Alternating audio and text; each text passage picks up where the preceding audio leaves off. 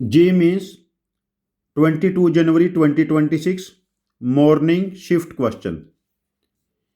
If integration of sin x की power -11/2 into cos x की power -5/2 dx equal to minus P1/Q1 cot x की power 9/2 minus P2/Q2 cot x की power 5/2 minus P3/Q3 cot x की power 1/2 plus P4/Q4 cot x की power -3/2 plus C, where P, I, Q, I are positive integers means natural numbers with greatest common divisor of P, I, Q, I 1 means P1 Q1 दोनों को prime है, मतलब ये shortest form में है।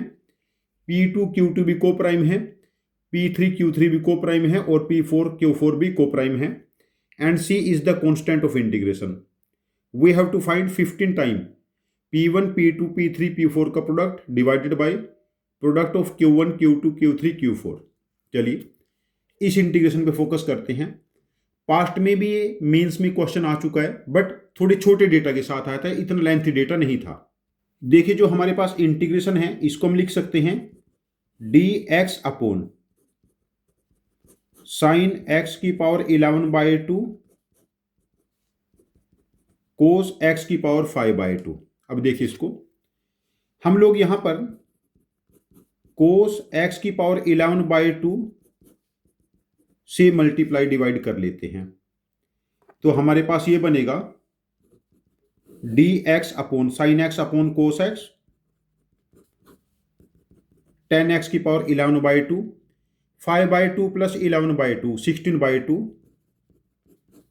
कोस x की power 8। अब देखिए कोस x को न्यूमिनेटर में लेके जाएंगे, secant raise to the power 8 dx और डिनोमिनेटर में 10x raise to the power 11/2। हम इसको ऐसा लिख सकते हैं सीकेंट की power 6x into secant square x upon 10x की पावर 11/2 dx। अब देखिए यदि हम 10x को t ले लेते हैं तो secant square x dx becomes dt। अब इसको लिख सकते हैं हम लोग पहले तो सीकेंट स्क्वायर x को 1 प्लस 10 स्क्वायर x का whole cube secant square x dx upon 10x की पावर 11/2। अब देखिए यदि 10x को यहां पर t पुट करेंगे तो ये बना 1 प्लस टी स्क्वायर का whole cube into d t upon t की पावर 11/2। तो ये वैल्यू बनी t raise to the power 6 3 raise to t raise to the power 4 3t square upon 1 upon t raise to the power 11/2 dt। अब next step देखिए, जब हम इसको अलग अलग से डिवाइड करेंगे 6 minus 11/2 t raise to the power 1/2 plus 3 time 4 minus 11/2 t raise to the power -3/2 8 minus 11 plus 3 time t raise to the power -7/2 और t raise to the power -11/2 into d t. अब यहां पर इसका integration लिखना है हम लोगों को। देखिए यहां पर इंटीग्रेशन क्या बनेगा, मैं इंटीग्रेशन लिख देता हूं t raise to the power 3/2 साथ में 2/3 plus 3 time t raise to the power 1 add हो जाएगी -1/2 साथ में -2/1 और यहां पर 3 into t raise to the power -5/2 साथ में 2/5 और plus t raise to the power -9/2 साथ में -2/9 एंड प्लस सी। ये हमारा इंटीग्रेशन अभी तक का बना है। अब देखिए हम इसको ऐसा लिख सकते हैं 2/3 10x